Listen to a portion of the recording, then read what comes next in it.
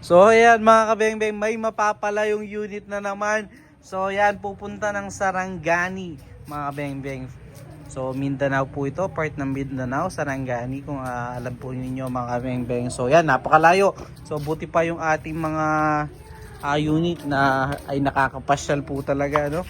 So ito po ay unit ni Sir Charles Blase or Charles Blaze ng Sarangani, Mindanao. Ayan po, napaka-pogi. So SPMC frame type po, 24 inches long barrel, long tank, original SPMC silencer, naka BSA black powder 4x16x44, 2-cock po. Ayan. So frame type na siya mga kabengbeng, napaka-pogi na ng ating mga SPMC na hammer type ngayon. So i-grouping test po natin ito using mature pellets po, no? Mature pellets. So ito po yung ating steel plate. So huwag na natin patagalin pa po. So bukas natin papadala ito mga bengbeng dahil Sunday ngayon. So tapusin na natin itong kanilang mga unit. So first shot po tayo ng unit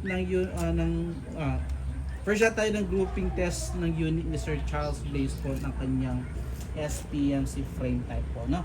So pasensya na po, wala pa, medyo bangag pa ako. Wala pa po tayong ganong tulog. Galing ng Pangasinan kahapon, nagbiyahe tayo. First shot po. Ating first shot. Second shot po. Third shot, napakaganda tumama Sir Charles. Third shot po. Pang-apat. Grabe kaganda tumama. Solid, pellet to pellet po. Pang-lima. Pang-anim. Pang-pito.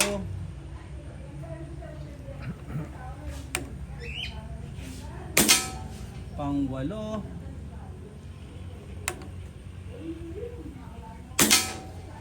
Pang-siyam.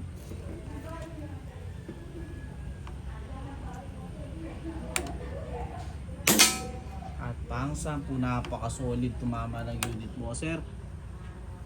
So yun, 10 shots po, nakita nyo naman po, wala po naging flyer sa 10, 10 out of 10 tayo. Sir, napakaganda tumama ng inyong SPMC frame type. So yan, quality na. Good price pa mga kabengbeng. Budget, hindi naman siya budget meal. Abot kayang presyo mga kabengbeng compare sa mga ibang frame type na unit, no?